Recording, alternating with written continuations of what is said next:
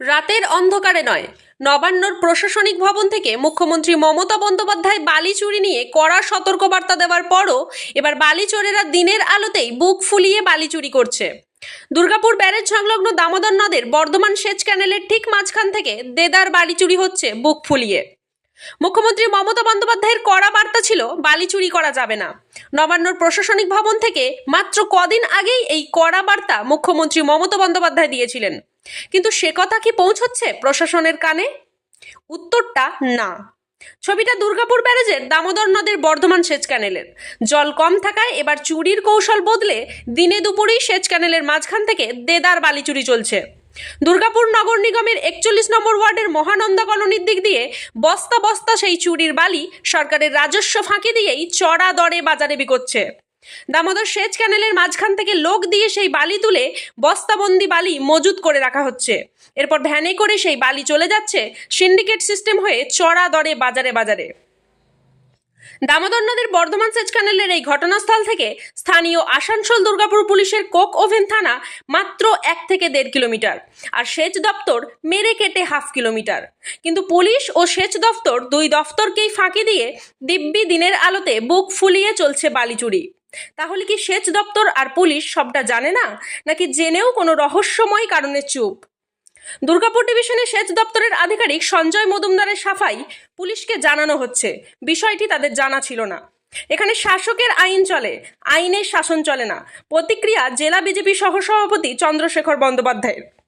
সুর আরও চড়িয়ে দুর্গাপুর পশ্চিমের বিজেপি বিধায়ক লক্ষণচন্দ্র ঘড়ুই তুলোধনা করলেন শাসক দলকে। বিরোধীদের জ্ঞান দেওয়ার প্রয়োজন নেই, বাংলার সরকার অনেক সচেতন, পুলিশ আইন মাফিক কাজ করুক, অসুবিধা কোথায়? প্রতিক্রিয়া দুর্গাপুর 3 নম্বর ব্লক সভাপতি ভীমসেন মণ্ডলের। সব মিলিয়ে এখন দেখার বিষয়, চুরির কৌশল বদলে দুর্গাপুর ব্যারেজ সংলগ্ন দামোদর নদীর বর্ধমান সেচ ক্যানেল থেকে দিনে দুপুরে বালি চুরির ঘটনায় এবার প্রশাসন আর সেচ দপ্তর কতটা তৎপর হয়।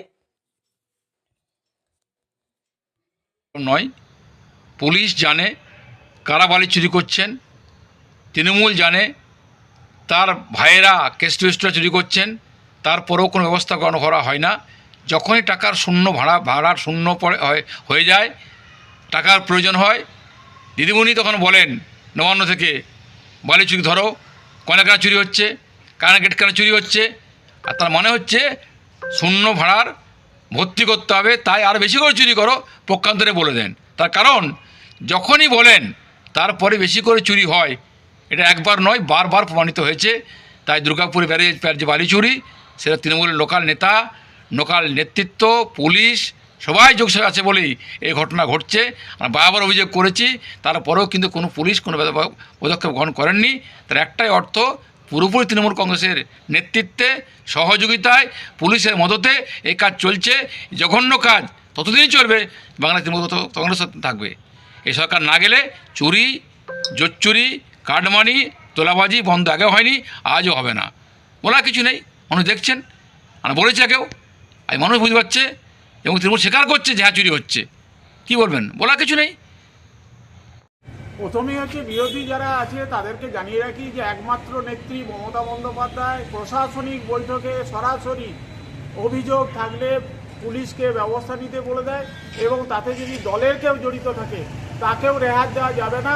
এটা হচ্ছে সরকারিভাবে একদম আমাদের নেত্রী মমতা বন্দ্যোপাধ্যায়ের নির্দেশ। আর আমি প্রশাসনের কাছে অনুরোধ রাখবো, যদি এই ধরনের কোনো ঘটনা ঘটছে ইমিডিয়েট পদক্ষেপ নেওয়ার জন্য, যাতে করে যে বা যারা হোক তাদের বিরুদ্ধে ব্যবস্থা নেওয়ার জন্য অনুরোধ আছে। বর্ধমান ডিভিশনের যে ইরিগেশনের ক্যানেল, সেই ক্যানেলের 6 নম্বর গেটের কাছে বস্তায় করে ওখানে জলস্তর নেমে যাওয়ায় বস্তায় করে বালি প্যাকিং করে ওখান থেকে বালি চুরি করা হচ্ছে।